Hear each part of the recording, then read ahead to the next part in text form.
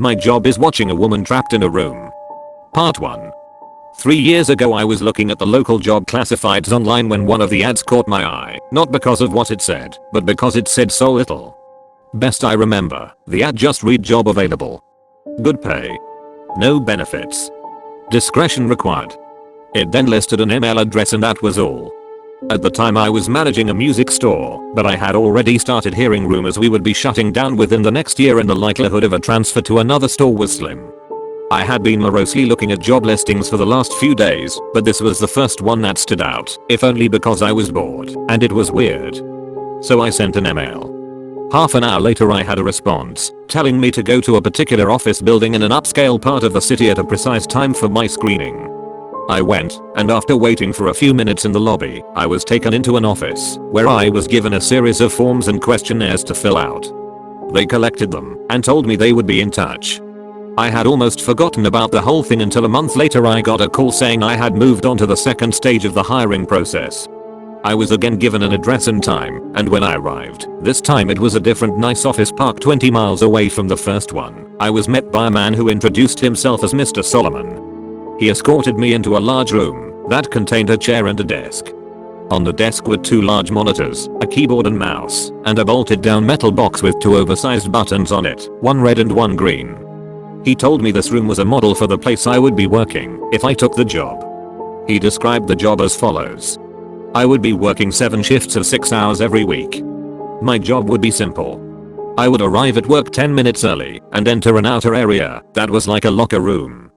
I would have my own personal locker. I would store all belongings in the locker and change into the provided work clothes. I was never, under any circumstances, to carry any item of my own into the surveillance room. I was never, under any circumstances, to take any item with me from the surveillance room. As for what I was to do in the surveillance room, I was told that the monitor on the left would constantly show a live stream from a high definition camera in a remote location. My job was simply to watch the camera. Once an hour I would get onto the computer attached to the right monitor and enter a brief log describing anything interesting that occurred in the last hour. I would have no pens or pencils or paper, and I should never try to take any kind of written notes about the work. As for the red and green buttons, the red button was only to be used if there was an emergency. This meant something on the video or in my workspace that required outside help. The green button was to be hit if I saw something on the video feed that was particularly noteworthy. It would tell other people somewhere that, at least in my opinion, something interesting was going on. Solomon stressed that, while I was given discretion on when to use this button, I should err on the side of only using it if and when something of real significance occurred. He pointed out the camera on the ceiling of the room we were in. He said the real room would be the same. My work would be observed, and other people were watching the room on the video feed as well. He said I was only a redundancy in case other systems failed. He then smirked and asked if I knew what he meant by redundancy. I nodded, trying not to show my irritation. I don't talk that good to people, so sometimes they think I'm dumb. That's okay. Let him think that, if he paid me good enough. The pay was very good. $35 an hour. This worried me. I was already thinking this was some kind of psych experiment or secret government job, which I was okay with. But that kind of money to sit and watch a screen. My mom always told me that, if something seems too good to be true, it probably is, and this was seeming too good to be true. I asked if I was going to be doing anything illegal. Solomon laughed and said no. I asked if anyone was going to get hurt. Again, he shook his head no. He said the reason they were paying so much was because they needed employees that were motivated to be professional and discreet. The work they were doing was important, and for various reasons it couldn't be discussed. If I took the job, I would have to sign papers promising I would never discuss my work there, or I could be sued or locked up. I'm only breaking that now because of everything that's happened. So I took the job, and because they wanted me to start right away, I had to quit the store with no notice. I felt bad about that, but I was excited about the new job too. It was a lot of money and seemed like easy enough work, if a bit boring. I was nervous that there was something more to it, but I told myself I would just have to see. No point in chickening out and wasting a good chance because I let my imagination go crazy. I was given the location of the job itself, and when I went there, I was amazed that it really was just like the model room I had been shown with only a few differences. There was a locker room you had to pass through to enter the surveillance room, and there was a small bathroom attached to the real surveillance room also. The real room had a small water cooler in the corner, but because I wasn't allowed to bring anything in with me, I had to eat before or after every shift.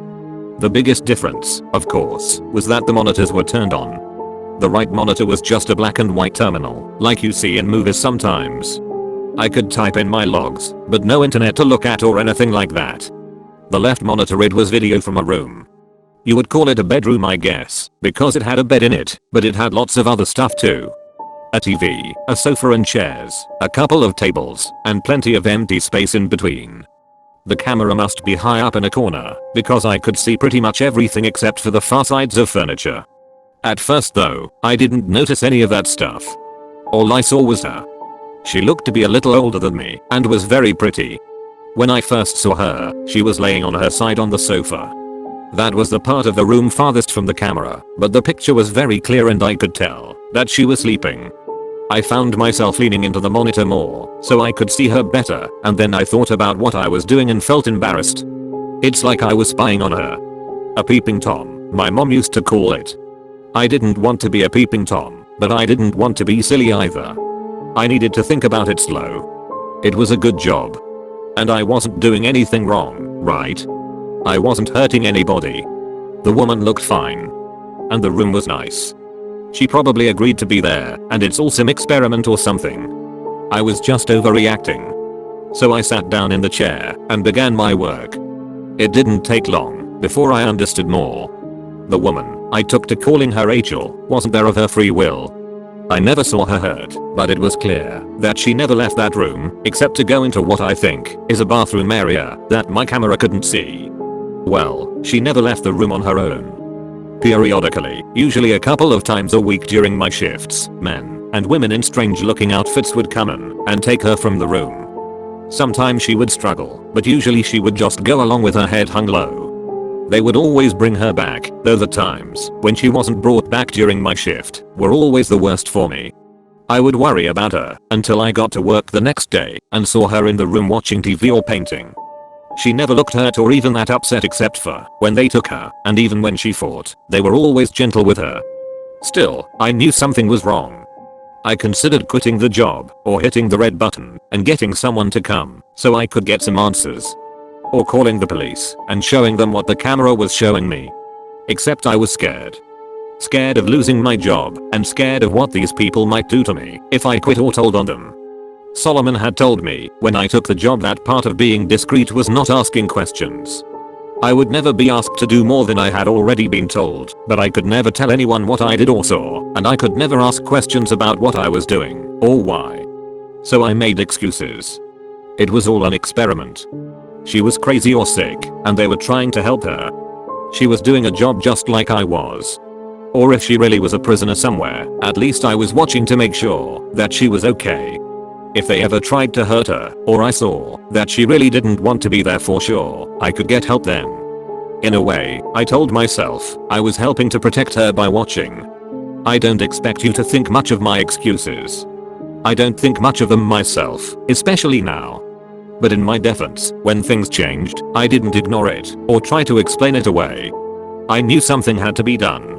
Rachel would usually paint for an hour or two every day, and it seemed to always be during my afternoon shifts. The room had no windows as far as I could tell, but I guess she either used a clock or her own body's time to keep to a kind of schedule. I always liked to watch her paint. The thing she was painting was always facing the wrong way for me to see it, but I could see her face as she worked. She always looked peaceful and happy when she was painting, and seeing her that way, smiling serenely from time to time as she got something the way she wanted it, always made my day. I first noticed something was wrong when she started painting more frequently a few weeks ago. Her expression was more focused and serious, and there was attention to her movements that I wasn't used to seeing. At first I thought she was just really trying to work hard on something, and I wanted to tell her not to worry. Every few weeks the others would come in and take the old paintings out anyway, bringing in a new stack of, I think the word is, canvas. But it was more than her being focused. Something was wrong. She didn't look happy, and she was going for hours at a time. In the span of 3 days, she had finished 4 paintings. I had been growing more and more worried watching her work, and when she finished the fourth, I found myself telling her to just stop and rest a while. I had grown accustomed to talking to the monitor, talking to her in my own way. But she didn't stop. Instead she began moving the paintings, arranging them on the back and seat of the long sofa at the far end of the room. This was the first time I had gotten to see any of the paintings. Even when the others were taking them out, they always seemed to be turned away from the camera. I was still worried about her, but I was also happy to finally see something she had worked on. Happy and amazed. They were beautiful. One was a beautiful green forest. Another was an old stone well. A third was a house sitting alone on a small island. The last was an old-fashioned looking movie theater. All of them looked like something out of a dream, with trailing lines of color mixing in the air around them like leaves caught in a wind. It was only when I looked close that I realized the lines of color weren't random. They were words. Easy to miss if you weren't looking close, and by themselves, they didn't seem to mean much. Just the ghost of a word somewhere in each of the paintings, easy to lose in everything else that was being shown. I leaned into the monitor and squinted, trying to read the words. Then my heart started thudding as I made them out.